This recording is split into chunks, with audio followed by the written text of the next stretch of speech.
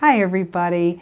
Today I wanted to talk to you about a psychic story. It was a very enlightening story for me. Usually I get my visions and spirits will come to me usually in the morning when I take a shower, while I'm getting ready, sometimes when I'm on my way to my office here in Oak Brook. But I was on my way Saturday morning, and all of a sudden, as I'm on the expressway and you're seeing the expressway and the road and the cars in front of you, it just went away. And I see this man in his truck, and he's driving very, very fast to the point of self-destruct. And I saw him hit a tree, and I'm like, whoa. And then all of a sudden, everything came back, and I'm driving back on the expressway with the view of a car in front of me. And I thought, okay, this means something. I don't know who he was, but I thought, well, the universe is going to sit there and show me the next puzzle piece. Well, my first client of the day was 8 o'clock in the morning, and love my client to death because I've had numerous, sessions with her. And she was talking about somebody that she knew that lost his father. And all of a sudden, the father was in here, and he did say to me, tell her about my son hitting that tree. Being angry is not going to get me back here. It's not going to bring me back. And as she started to proceed about this friend of hers who lost his father, and he had such a terrible time with it, and he started to drive, and he almost got into an accident. I go, he almost hit a tree. And she looked at me. She goes, how did you know? I go, do you see the look on my face, how surprised I am? She goes, I do.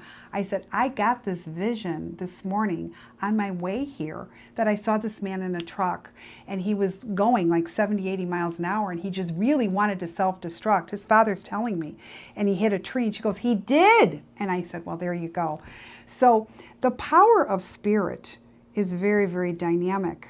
And sometimes they will come to us and try to warn us or try to enlighten us or explain that they are on the other side, but they can't come here. But it brought him more pain to see his son so tragically, on a self-destruct. I say this time and time again. If you want to honor your loved one's spirit, it's a two-part. They have to go into that light. And the other is when you live your best life. They are not going to be in sync. They will not rest in peace when you are not living the life that you still have to live on this earth. And I say this, maybe it was their time to go, but it's certainly not yours. While you're still here, you have to make the best of your life. And honoring the spirit is a great way of doing that by living your best life. So I do want to remind you, I know sometimes you feel like you want to die. I know that.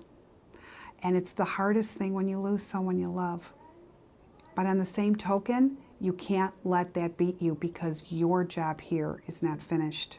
So honoring their spirit is being your best self. I do want to remember and remind you of that every single day. Okay? So I know it's a hard thing. The holidays are upon us. I do want to take the time of reminding you to honor those holidays, even when they're not there. Talk about their memories. Talk about their ornaments on the tree. Make their memories come alive. Don't not put a tree up or not want to celebrate because you're kind of putting everything in a closet. You're trying to close the door. Can't do that. And I know it's hard, even if your heart's not in it, even if you're robotic and you're putting up that Christmas tree or whatever it is you're doing, do it, okay? You have to get back into the rhythm of living, not dying.